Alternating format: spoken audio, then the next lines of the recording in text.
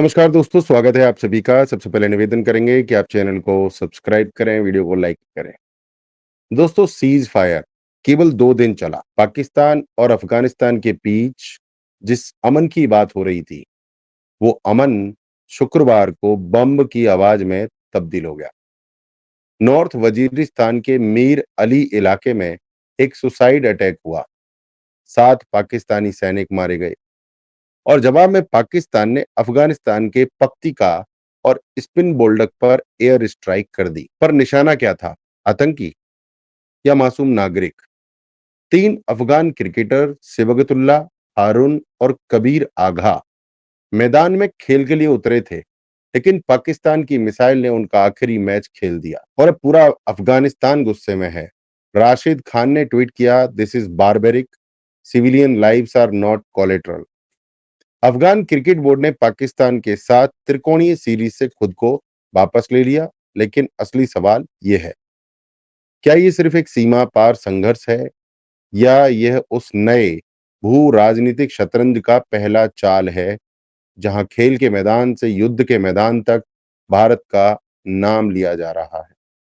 पाकिस्तान का आरोप है तालिबान भारत का प्रॉक्सी बन चुका है। ख्वाजा आसिफ, पाकिस्तान के डिफेंस मिनिस्टर, कहते हैं भारत ने तालिबान के अपने कहने पर अफगानिस्तान में पाकिस्तान के खिलाफ इस्तेमाल किया। लेकिन सवाल ये उठता है, क्या तालिबान, जिसने अमेरिका तक को चुनौती दी, किसी देश का प्रॉक्सी बन सकता है? बताइए आप। वैसे अचंभे की बात तो यह है कि इस्लाम की दुनिया में इस्लाम बात करता है कि सभी लोग भाई हैं, सब अल्लाह के बंदे हैं। तो भाई, पाकिस्तान और अफगानिस्तान तो दोनों ही मुसलमान हैं। तो ये दोनों अल्लाह के बंदे नहीं है? और ये दोनों अल्लाह के बंदे हैं तो आपस में क्यों लड़ रहे हैं और भारत पर ब्लेम कर रहा है पाकिस्तान? या फिर ये पूरा नैरेटिव पाकिस्तान की इज्जत बचाने का आखिरी कार्ड है? अच्छा, पाकिस्तान की इज्जत बचाई कैसे जाएगी? जो चीज है ही नहीं, वो बचा कैसे ली जाएगी? ये एक बड़ा सवाल है, जिसकी पैंट बॉर्डर पर उतर चुकी है और सलवार अब भी लैंप पोस्ट पर नहीं दिखी। आज के कूटनीति शो में हम समझेंगे कैसे ये संघर्ष केवल सीमा का नहीं बल्कि नैरेटिव की लड़ाई है। क्यों तालिबान और पाकिस्तान की पुरानी दोस्ती अब दुश्मनी में बदली? भारत इस खेल में कहां खड़ा है और कौन तय करेगा कि अगला बार होगा बारूद से या बुद्धि से? कूटनीति का पहला नियम है, अगर बारूद बोलता है तो शब्दों में जवाब देना भी एक कला है। दोस्तों, अब जरा थोड़ा पीछे चलते हैं, सिर्फ 60 सेकंड में समझते हैं इस पूरे युद्ध की कहानी। 15 अक्टूबर दोहा में अफगानिस्तान और पाकिस्तान के बीच 48 घंटे का सीज फायर हुआ। शर्त थी, दोनों तरफ से गोली नहीं चलेंगी, लेकिन इस अमन की उम्र वैसी ही रही जैसे पाकिस्तान के वादे। 48 घंटे भी पूरे नहीं हुए। 16 अक्टूबर की रात मीर अली, नॉर्थ वजीरिस्तान, एक सुसाइड व्हीकल बॉम्ब सीधा पाकिस्तानी चौकी में घुसा। 7 सैनिक वहीं ढेर। टीटीपी ने जिम्मेदारी ले ली, भैया हमने मारा, हमने मारा। पाकिस्तान बोला पहले हमला तालिबान ने किया। तालिबान बोला झूठ, पहले हमला पाकिस्तान ने किया। यानी फिर वही पुरानी कहानी, हम नहीं, उन्होंने पहले पत्थर मारा। नतीजा, दोनों तरफ से बम बरसने लगे, दोनों तरफ से बम बरसने लगे। 17 अक्टूबर पाकिस्तान की एयरफोर्स ने अफगानिस्तान के पख्तीका और स्पिन बोल्डक पर स्ट्राइक की। 10 नागरिकों की मौत की पुष्टि, दर्जनों घायल, जिनमें 2 छोटे बच्चे भी शामिल थे। पर असली झटका तो तब लगा जब पता चला कि 3 अफगान क्रिकेटर सिबगतुल्ला, हारून, कबीर आगा मारे गए। एक फ्रेंडली मैच खेलकर लौट रहे थे और पाकिस्तान ने उन्हीं पर मिसाइल बरसा दी। सोचिए, हथियार थामे लोगों पर नहीं, बल्ला और बॉल थामे युवाओं पर वॉर किया गया। यही पाकिस्तान की प्रोफेशनल आर्मी है, जो मैदानी जंग में हारती है तो क्रिकेट के मैदान में बदला लेती। अब सवाल उठता है, क्या यह महज एक बदला था या इज्जत के नाम पर एक स्क्रिप्टेड रिटेलिएशन? पाकिस्तान की इस हरकत के बारे में आपके क्या विचार हैं? क्योंकि इसी दौरान तालिबान ने पाकिस्तान के सैनिकों की वर्दी, हथियार और बूट लेकर काबुल में जुलूस निकाला। लोग सड़कों पर चिल्ला रहे थे, देखो हमने पाकिस्तान को नंगा कर दिया। बस इसी ह्यूमिलिएशन ने आग में घी डाल दिया। अब इस पूरी लड़ाई को सोशल मीडिया ने एक नया नाम दे दिया, लैंप पोस्ट की सलवार वॉर। लैंप पोस्ट की सलवार वॉर। सोशल मीडिया पर अफगान यूजर्स बोले, लैंप पोस्ट पर पेंट मिली, सलवार नहीं मिली। अब सोचिए, पाकिस्तान जैसा देश जो अपनी फील्ड मार्शल वाली छवि पर गर्व करता है, वो इस मजाक को कैसे बर्दाश्त करेगा? इज्जत गई तो फिर क्या हुआ? Air strike. तो ध्यान दीजिए, वो सिर्फ गोलीबारी की लड़ाई नहीं, ये नैरेटिव वॉर है। क्योंकि जब किसी मुल्क की इज्जत मीम बन जाए, जब किसी मुल्क की इज्जत मीम बन जाए, तो उसके मिसाइल सिस्टम खुद चालू हो जाते हैं। और यहीं से शुरू होती है असली कूटनीति की बाजी, जहां बारूद नहीं, ऑप्टिक्स जीतते हैं। जो इज्जत बचा ले वही नैरेटिव जीतता है। तो मित्रों, अब सवाल उठता है, क्या पाकिस्तान अपनी इस इज्जत की लड़ाई में अपनी रणनीति खो चुका है, या फिर ये सब कुछ किसी बड़े खेल का हिस्सा है जहां इंडिया को ब्लेम करना ही स्ट्रेटजी है? अब बात करते हैं ताकत की, क्योंकि दोस्ती और दुश्मनी दोनों की असली पहचान हमेशा बारूद और बजट से होती है। कौन कितने हथियारों के सहारे लड़ रहा है और कौन नैरेटिव में जीत रहा है और कौन जमीन पर हार रहा है। एक तरफ है तालिबान, जो बीते 4 सालों में अमेरिका और सोवियत दोनों की छोड़ी हुई विरासत का वारिस बन गया है। यूएस के जाने के बाद अफगानिस्तान में जो हथियार बचे, वो किसी कबाड़ी की दुकान नहीं, बल्कि एक चलती फिरती आर्मरी बन गए। Humvees, MRAPs, Black Hawks, howitzers, night vision gear, radios, HESCO barriers, सब कुछ। अब इन हथियारों से तालिबान कोई एरोस्पेस एक्सपो नहीं लगा रहा है, पर बॉर्डर रेड्स और गुरिल्ला स्ट्राइक्स के लिए ये आर्सेनल काफी से ज्यादा है। इनके पास सीमित रिसोर्सेज हैं, पर लड़ने की साइकोलॉजी अमीरों से कहीं आगे है, क्योंकि इनका वॉर बिलीफ बेस्ड है, लॉजिस्टिक्स बेस्ड नहीं है। अब दूसरी तरफ पाकिस्तान, जिसे आप मिलिट्री विद अ कंट्री कह सकते हैं। आर्मी सबसे बड़ा उद्योग, सबसे बड़ा बैंक, सबसे बड़ा पॉलिटिक्स हैंडलर, सब कुछ है इनके पास, पर जो नहीं है वो है कंट्रोल। न टीटीपी पर, न तालिबान पर। मीर अली एक्सप्लोजन जो है, किसी के ऊपर कंट्रोल नहीं है पाकिस्तान का। पाकिस्तान के पास क्या है? वो है कन्वेंशनल कैपेसिटी।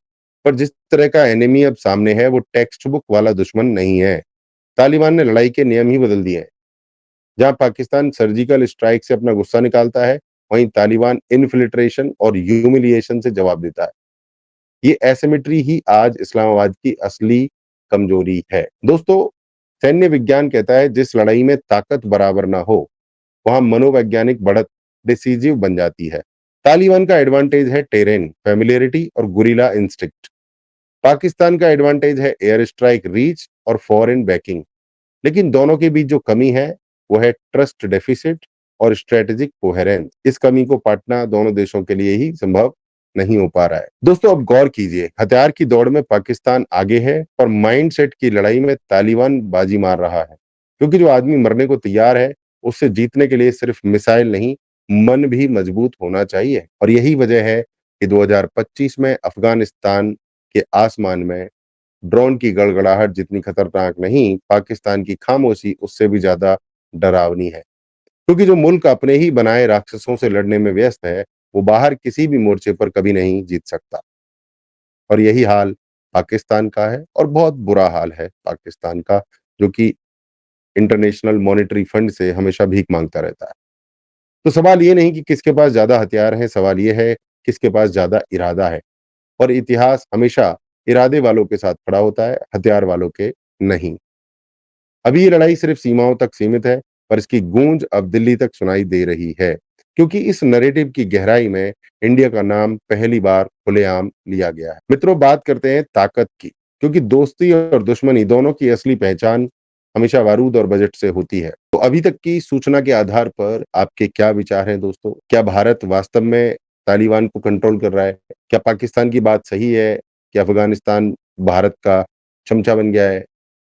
क्या है मतलब आपके विचार? पाकिस्तान जो झूठी-मूठी खबरें फैलाता रहता है, उसके बारे में आपके क्या विचार हैं? क्योंकि पाकिस्तान के लोग तो विश्वास करते ही होंगे इन सब बातों पर। आपके क्या विचार हैं? एक बार कमेंट करके ज़रूर बताइए। चलिए, अगले सेक्शन में बढ़ने से पहले आपके क्या विचार हैं, कमेंट सेक्शन में एक बार देख लेते हैं हम फटाफट से। अगर आपने अभी तक हमारे चैनल को सब्सक्राइब नहीं किया है, तो कर लीजिए, वीडियो को लाइक कर दीजिए। आपके क्या विचार हैं पाकिस्तान और अफगानिस्तान में जो रायता फैला पड़ा है, उसको लेकर? तो दोस्तों, आगे बढ़ते हैं और जो है बात करते हैं कि हर बार जब पाकिस्तान हारता है, तो उसका सबसे पसंदीदा हथियार क्या होता है? उसका पसंदीदा हथियार होता है ब्लेम इंडिया, भारत के ऊपर आरोप लगा दो। और इस बार भी वही हुआ। पाकिस्तान के डिफेंस मिनिस्टर ख्वाजा आसिफ का बयान आया, भारत अब अफगानिस्तान के जरिए हमारे खिलाफ प्रॉक्सी वॉर लड़ रहा है। अभी सुनकर कोई भी पूछेगा, क्या तालिबान जो 20 साल तक अमेरिका को घुटनों पर लाया, किसी देश का प्रॉक्सी बन सकता है। भाई ये वही तालिबान है जिसने अमेरिका की आंखों में आंख डालकर कहा था गेट आउट। वो भारत की तरफ से आदेश लेगा, वो हमारा चमचा बनेगा। ये सोच पाकिस्तान की परंपरागत बीमारी है। हर हार का इलाज भारत। कभी 1947 के कश्मीर को भारत की साजिश कहा, कभी 1971 की हार को इंडियन प्रोपेगेंडा कहा, और अब 2025 में जब अफगानिस्तान ने 3 क्रिकेटरों की शहादत पर उनका नाम तक नहीं लिया, पाकिस्तान ने कह दिया भारत की प्लानिंग थी, वारी कूटनीति। असल में ये बयान पाकिस्तान के डर की निशानी है, क्योंकि उन्हें डर है जिस तालिबान को उन्होंने कभी पाल-पोस कर तैयार किया, वो अब उसी पर पलट पड़ा है। और जब अपना राक्षस अपने मालिक को काटता है, तो ब्लेम किसी तीसरे पर डालना ही आसान रास्ता होता है। अब इस प्रॉक्सी नैरेटिव के पीछे साइकोलॉजी समझिए। पाकिस्तान चाहता है कि इंटरनेशनल नैरेटिव फिर से उसके पक्ष में आए। वो दुनिया को ये दिखाना चाहता है कि हम नहीं, भारत आग भड़का रहा है। यानी अटेंशन डाइवर्ट करना, सिंपैथी गेन करना और स्ट्रेटेजिक गिल्ट कम करना। लेकिन दुनिया मूर्ख नहीं है। यूनाइटेड नेशन से लेकर वॉशिंगटन सब सब जानते हैं। तालिबान अब किसी की कठपुतली नहीं है, बल्कि खुद एक अनप्रेडिक्टेबल प्लेयर बन चुका है।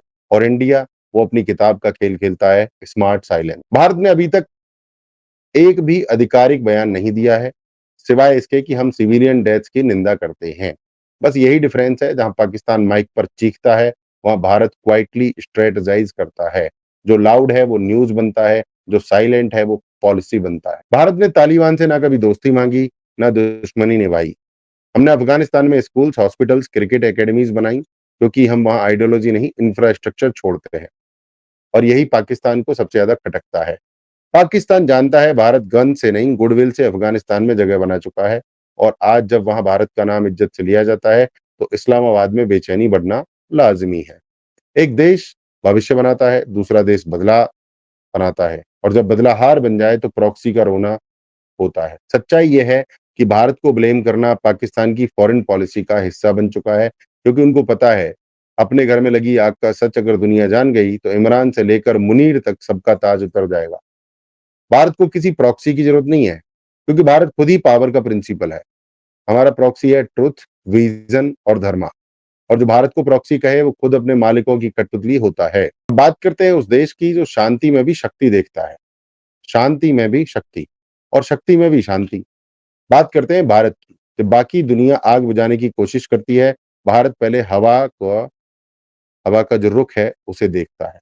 क्योंकि असली कूटनीति यही है, लड़ाई को रोकना नहीं, बल्कि उसे अपने हिसाब से कंट्रोल करना। पहला सूत्र है वाणी की मर्यादा, the silence doctrine. Silence is strategy. Pakistan ने आरोप लगाए, तालिबान ने धमकी दी, यूएस ने ट्वीट किया, पर भारत ने सिर्फ एक लाइन बोली, हम सिविलियन डेथ की निंदा करते हैं। बस। क्योंकि भारत जानता है, जो देश हर पल माइक पकड़कर बोलता है, वो डिप्लोमेसी के बोर्ड पर पॉन बन जाता है। और जो चुप रहता है, वो अपनी चाल राजा की तरह चलता है। शब्दों से नहीं, संकेतों से युद्ध जीते जाते हैं। और दूसरा फॉर्मूला है भारत का मित्रता में शक्ति, स्ट्रेटेजिक कंपैशन। अफगानिस्तान ने भारत कभी हथियार नहीं भेजता। अफगानिस्तान में भारत कभी हथियार नहीं भेजता। भारत भेजता है उम्मीद, हॉस्पिटल्स, स्कूल्स, क्रिकेट ग्राउंड्स। हमने क्रिकेट को युद्ध का विकल्प दिया। और यही सॉफ्ट पावर अब हार्ड इम्पैक्ट बन रही है, क्योंकि जो राष्ट्र दिल जीत ले, उसे किसी सीमा की जरूरत नहीं होती। हमने अफगानिस्तान को दोस्त नहीं, दिशा दी है, डायरेक्शन। और यही दिशा पाकिस्तान को बेचैन कर रही है। भारत का तीसरा फॉर्मूला, वो है रक्षा संवाद, diplomacy through defence, defensive diplomacy. जब भारत केवल ऑब्जर्वर नहीं रहा, हम quietly regional air defence dialogue कर रहे हैं, Middle East, Central Asia, Quad allies के साथ। ये मैसेज है, भारत डिफेंसिव कैपेबिलिटीज में इन्वेस्ट कर रहा है, ऑफेंसिव पॉलिटिक्स में नहीं कर रहा है। हम वो देश हैं जो मिसाइल से नहीं, माइंडसेट से लड़ते हैं। हम पहले से अटैक नहीं करते हैं, हम हमेशा डिफेंस करते हैं, और वो भी तगड़ा वाला डिफेंस करते हैं। और अगला है information is influence, narrative control. Pakistan का हर हमला मीडिया ड्रिवन होता है। उनका मोटो है, पहले बोलो बाद में सोचो। भारत का तरीका दूसरा है, पहले सोचो फिर दुनिया को बोलने दो। आज की लड़ाई तो जमीन पर नहीं, दिमाग में लड़ी जा रही है। और भारत इस नैरेटिव वॉर में हर दिन टैक्टिकल ब्रिलियंस दिखा रहा है। क्रिकेटर्स की मौत के बाद राशिद खान बोले, पर दिल्ली नहीं बोला, क्योंकि हम जानते हैं, हर भावनात्मक विस्फोट कूटनीति को धुंधला कर देता है। और पांचवा सबसे गूढ़ सूत्र, वो है पेशेंस, सब्र। यही हमारी सनातनी डीएनए की पहचान है। पाकिस्तान जैसे देश एक रात में नष्ट होते हैं क्योंकि वो हर बार इंस्टेंट रिजल्ट चाहते हैं। भारत धीरे-धीरे स्थिरता से बढ़ता है, जैसे कोई ऋषि तप में बैठा हो। हम जल्दी नहीं जीतते, हम स्थायी जीतते हैं। सीज़ फायर टूटे या क्रिकेट सीरीज रद्द हो, भारत को बस एक काम करना है, अपनी आभा को और बढ़ाना, अपने एलाइज़ को और जोड़ना। कूटनीति केवल रणनीति नहीं, ये एक साधना है और भारत वो देश है जो सिर्फ रक्त से नहीं, विचार से रक्षा करता है। दुनिया के शोर में भी हमारी मौन नीति ही हमारी गर्जना है। यही भारत का कूटनीति मॉडल है।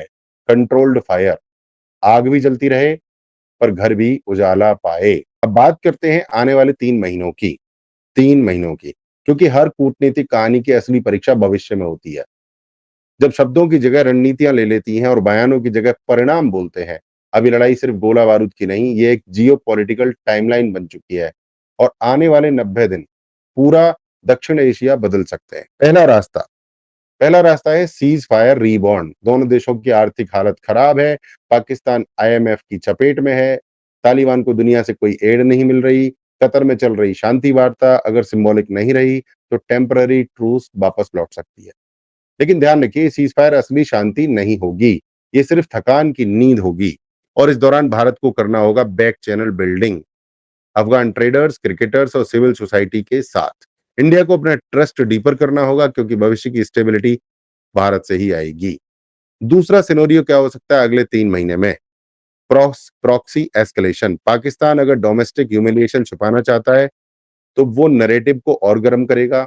इंडिया बैक्ड तालिबान चिल्लाएगा, दिल्ली डायरेक्टेड अटैक्स की बात करेगा, ऐसे हेडलाइंस बढ़ेंगे पाकिस्तान की ओर से। इंटरनेशनल मीडिया में भारत का नाम घसीटा जाएगा, लेकिन भारत को सिर्फ एक काम करना है, स्टे साइलेंट, स्टे रेडी। क्योंकि हर झूठ का जीवन काल छोटा होता है और हर साइलेंस की शक्ति दीर्घकालिक होती है। और अगर इस्लामाबाद इस नैरेटिव को पुश करता है तो भारत क्वाइटली सेंट्रल एशिया के साथ डिफेंसिव पार्टनरशिप तेज करेगा, ताकि प्रॉक्सी की कहानी वहीं जाकर काउंटर स्टोरी बन जाए।